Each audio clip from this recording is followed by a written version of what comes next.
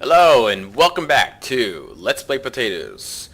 Today we're going to talk about positions in Clan Wars. Now, a couple things you need to understand before we even start is that every map has several positions. You can put every ship wherever the hell you want, however the hell you want. But there are several key factors you want to think about before you slap some random ship in a random location. Okay, so number one is, what is your position? What are you trying to play? Are you trying to play a sneaky game? Are you trying to play an aggressive game? A passive game? What is it that you're trying to achieve during your gameplay? And obviously every map has different features. Every team, every clan has their own excuse me, every team has their own benefits and what they're trying to get out of every game, and you have to adapt. But there should be a guideline early on, at least some sort of baseline on which you're basing your tactics on. Our tactics, and something I think that most clients should consider, is your reaction time. How do you react in case of an event that happens on one side or the other, in order to support that side and make sure that whatever happened doesn't affect the overall gameplay and still leads to a victory. Now, why am I saying this and why are we seeing this replay? This replay is actually really good because it's going to allow us to see what happens exactly in that situation where a key ship, a very powerful key ship, ends up dying early on, and thus basically forces the team to react. Now, if the team is not positioned in the right situation, you're basically going to put yourself in a very, you're going to open one of your sides and you are going to lose the game. Now, how do you base positions? First of all, you have range of ships. Stalingrad, for example, has very long range, and as you can see, I am using the Stalingrad here in this gameplay. I have 23.6k range. That's with the range module on it, basically allowing me to shoot up to 23.6. Simply because in Clan Wars, most of the time, you're not going to get to pummel shot after shot after shot. It's much more important that you actually reach targets that normally would be completely out of your range, maybe even outrange other Stalingrads that are not using this specific module, but also allows you to have better cover of the map, supporting all of your teammates. Now, most of the time, most clans would have two types of ships that would have this kind of range, would have the ability to support. One of them would be the BB, in our case the Yamato sitting in the middle, and the other one would be the Stalingrad, depending how many Stalingrads you have, or Moscow, depending on the clan. Stalingrad and Moscow have more or less the same range, slightly less firepower when it comes down to AP, but overall, in the grand scheme of things, they're very similar in range. Now, the enemy Stalingrad ends up going to this island right here in the middle. I am taking myself and Andy and Azal to the opposite side of the map.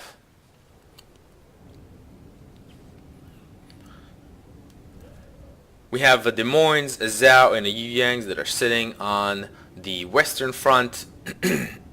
Again, you need to remember that a Zhao is very low detectability and allows a Zhao to sit and wait and also support the DD. Now, this is crucial in most games, especially now with Stalingrads. Even I understand that people are saying that Zhaos are not as strong in dealing with Stalingrads, but they're still very powerful with dealing with DDs, dealing with Henrys, and in a game where you're going to see more Henrys in order to try and deal with the Stalingrads, it's always good to have a Zhao. Zhao Torps are fantastic for dealing with pretty much any ship as long as they hit something.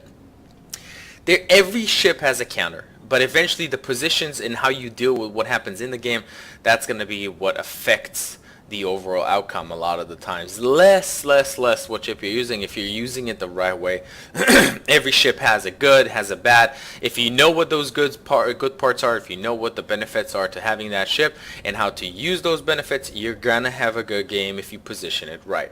So again, we're situated in a situation basically where we can react to whichever side needs it. We have a single Yu Yang in the middle and a Yamato in the middle, basically allowing themselves to react to whatever side they need to go. If the Yamato needs to help myself in the Stalingrad and Andy in the Zhao going on to the eastern front, then all he has to do is turn his guns. The Stalingrad and Montana that are facing him are either not detecting him, because he has a Yu Yang at the front that can detect them, and they definitely are not seeing the Yamato, therefore we can't see them. Or he has to reverse. So either way, he's safe. He doesn't have to move much. He doesn't have to do much. And in case we need him to move to our side, he's literally 3 squares away from the cap in C. He is sitting in a perfect situation. Now, this may not be the perfect spot on every single map, because basically sitting in the middle a lot of times allows him to take a lot of heavy fire. So Yamato needs to know what he's doing, but also it's always good if he has a spotter that will allow him to see others before they see him. That's telling him what exactly is coming his way. But also notice that Yamato has an open fire line towards A. So if he does get shot, and if he does have an opening to the other side, he can just decide, okay, I'm just gonna focus on this side instead. I am sitting in a Stalingrad. I noticed the gearing coming over. I was detected. The moment you were detected, sometimes you get lucky and the gearing is already too close. I open fire on the gearing as well as Andy. Notice the torps are coming, start speeding up a little bit and then slow down and turn just to miss all the torps, which is a great break for me. The other side has a Minotaur and a Star. Now this is where you start seeing the difference in positions of us compared to the opposite team. The opposite team is being CN. You can see that the Harugumo, the Minotaur, and the Stalin are very, very far apart from the Stalingrad and the Montana. Now, it may seem like that's not that big of a difference, and they have a Stalingrad and a Montana sitting together, and I am very far apart, which means that I can't support the A side, but we do have 2 DDs on the opposing side. While their Stalingrad, which is 1 radar, Minotaur, probably 2nd radar, and the Stalingrad, the 3rd radar, are very far apart from each other. Basically, so once the Stalingrad in the west and the Minotaur in the west use their radar, that allows our Yu Yang to run into the cap. Harugumo runs inside, and Harugumo is just not a great capping ship because it's big, it's sluggish, and it still takes full damage from AP and HE. And at this point, their gearing is so far apart, their Stalingrad, their Montana are so far apart that they are fully committed on our side. If they want to change the outcome of the game, they're going to have to push on C. It doesn't allow them to react to the situation that's developing in A. And that's exactly where their first mistake, and probably their largest mistake, was. Now at this point, we have pretty much everything covered. We're seeing everything is fantastic. The Zhao on my side, Andy is as soon as if I'll spot the gearing again, then he'll pummel into the gearing. Anything that comes to the front of me, with the exception of torpedoes, I'm just gonna eat that damage up and basically allow him to support me through the side. The attempt is always to put positions of ships in relative distance from each other, even if they're on the same side, so they can have different aspects or different sides to whatever ship is you're engaging. So maybe one of you will have a broadside to whatever ship you're attacking. Now we do end up taking A. I am sometimes slowing down, speeding up just to allow you. I do end up using the radar. I notice that the gearing is right there. Obviously gearing should always come first unless you have a fantastic target giving you a nice big broadside. Gearing or any other DD should come first. You don't want to pummel that gearing to the ground. I am fairly sure that there's a lot of torps coming one way between the gearing and the Zhao, but I do not understand that quick enough, and I do end up taking 4 torpedoes here. Swearing to the gods right now, I'm full of spite and anger. I know I'm going down. I also noticed that the Montana is pushing down in C. Send the Yu Yang back towards the C cap in a second. I die and leave Andy to purely support on the eastern front. Now you need to understand this is a very big problem because I'm the only radar on that side and I was the only thing preventing the gearing from pushing Andy. Now Andy is going to go on the defensive. We do end up killing the Harugumo on A, but Andy's going to have to go on the defensive because he cannot deal with a gearing and a Zhao, mostly because the game can spot him, the Zhao can sit behind an island. So what he's going to do is he's going to start running backwards while trying to deal damage as much as he can when he can, but mostly making sure that they stay away from C for as long as they can.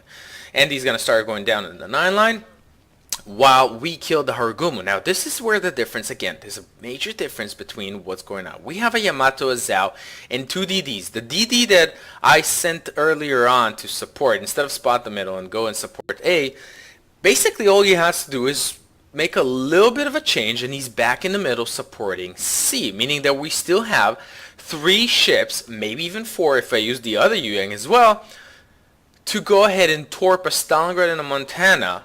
They don't have enough radar to deal with this. The Yamato can pummel shells into whatever goes into the cap.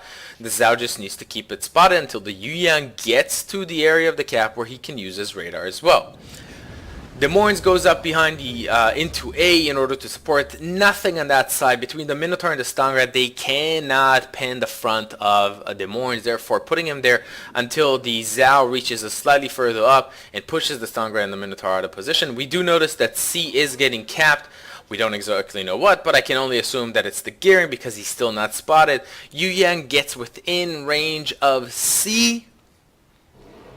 C gets capped, but the gearing gets detected.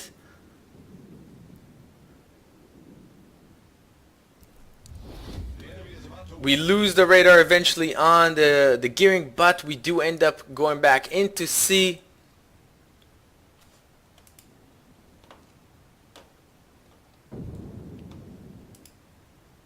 I'm sorry for the broad views on top. But again, Montana takes torps from the Yu Yang from Red XI sitting over there, and the Yu Yang from top. While there's torpedoes coming down from the Yu Yang in the bottom, they are stuck. They're stuck. The Yamato on our side, Ian basically sits and just pummels whatever he wants. They need to take him out. The only way for them to actually deal with him properly, especially with just a Montana and not a Yamato, is they need to see a broadside. Now, considering the other Stalingrad is running away from a Des Moines and a Zhao, and there's a Minotaur, they're not going to be able to do much. The positioning here is key. We had 2 Yu Yangs who were able to support and move back to the positions that I needed them to. Our Yamato covers the cap entirely very easily. They do not have enough radar. They do not have enough lead. And the Minotaur and the Stalingrad that were in the western front who were running away from the Des Moines are simply too far away to help them engage at this situation. The Zhao that was on the far front in the west basically has to deal now with Andy solo because the gearing went out to C to cap it, because if they hadn't tried to cap it, they would have lost, just like they're about to lose right now. Andy, very professional, taking the Zhao down. The Montana eventually gets the front on the Yamato. We get a little bit unlucky, and he takes a lot of damage there from different fronts, from the Montana, from the torps, from the gearing, and Stalingrad. But we're so close. The Montana is just not going to get another volley off.